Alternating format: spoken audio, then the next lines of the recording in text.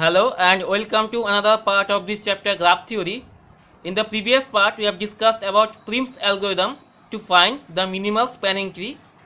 In this part we shall discuss about Kruskal's algorithm to find the minimal spanning tree from a given weighted graph. So let us consider one example. Let this be the given graph, actually weighted graph. We have to find the minimal spanning tree from this graph. We know that spanning tree of this graph is a subgraph of this graph which contains all the vertices of this graph, and also the graph must be a tree.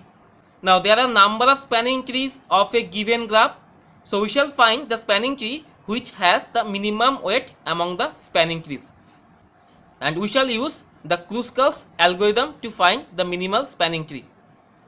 So we shall obtain the minimal spanning tree. That means the tree must contain all the vertices of this graph. So we have considered all the 6 vertices, and we know that a tree having 6 vertices has 6 minus 1, that is 5 number of edges. So we shall select the 5 edges from this graph in such a manner that these 5 edges will form a tree, and also the sum of the weights of the 5 edges is minimum among the edges. So let us start the algorithm. Now in this case we shall use the Kruskal's algorithm. For that we shall construct one upper triangular matrix. The similar matrix we have already considered for Prim's algorithm. So we have constructed the upper triangular matrix. Now this is a 6 cross 6 matrix. That means the rows and columns are the number of vertices of the graph, and the elements are such that if there exists one edge between the vertices, then we have put the weight of the edge in this place, and if there is no edge between the vertices, then we put infinitive. Since the vertex A contains no self loop, so there is no edge between A and A, therefore we have put infinitive here. We find that there is one edge between A and B having the weight 18, so we have put 18 here.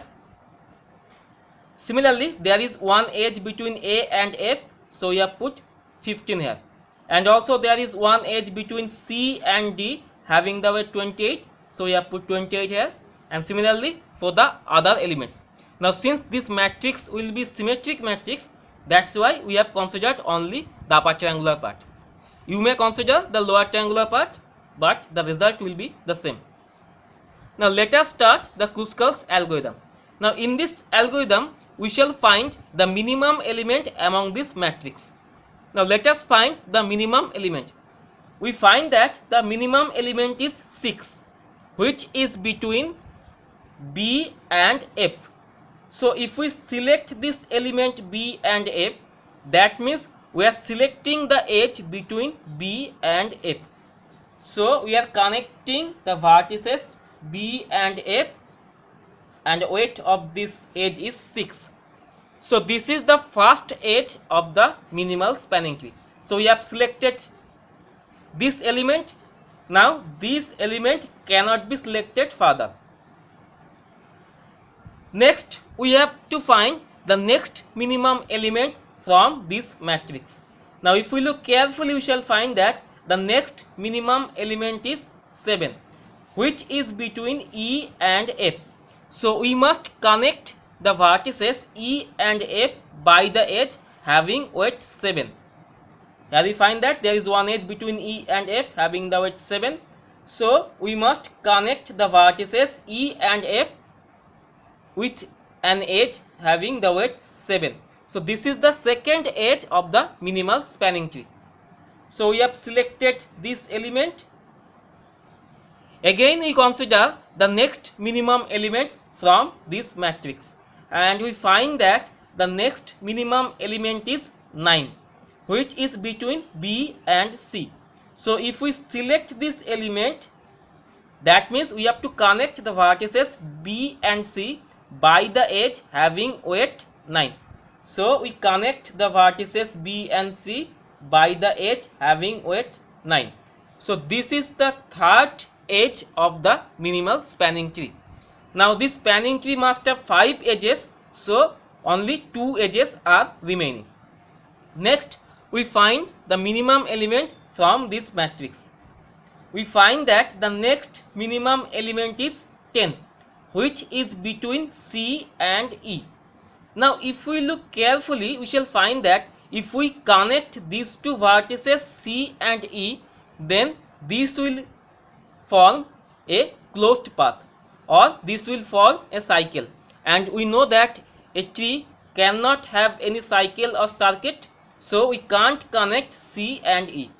Therefore, we can't select this element. Now we find the next minimum element.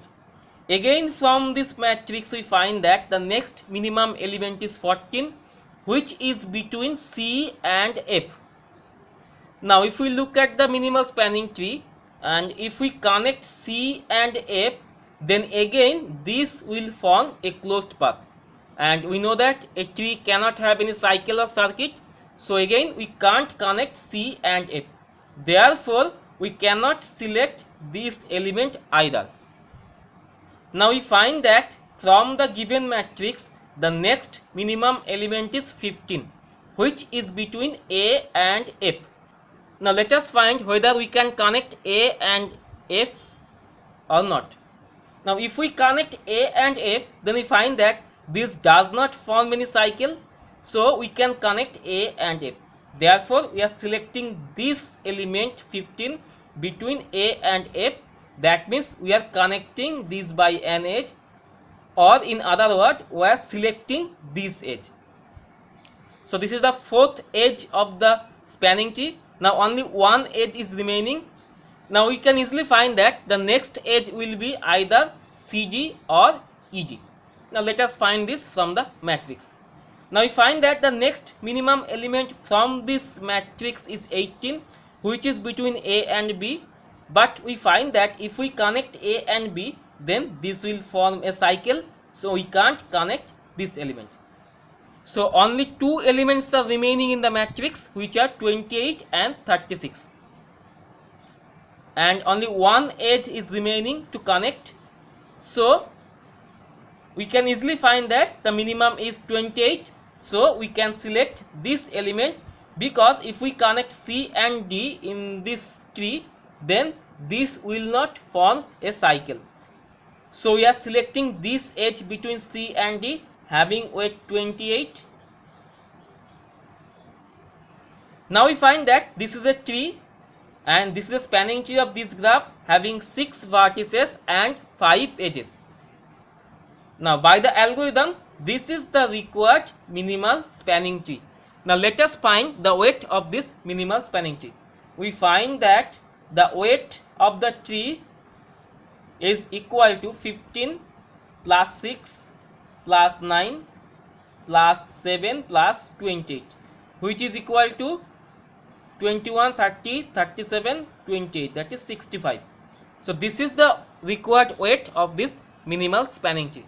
Now if we find any other spanning tree, then we shall find that the weight of this spanning tree will be greater than 65. So this is the required minimal spanning tree. So that completes the solution. So this is the Kruskal's algorithm to find the minimal spanning tree.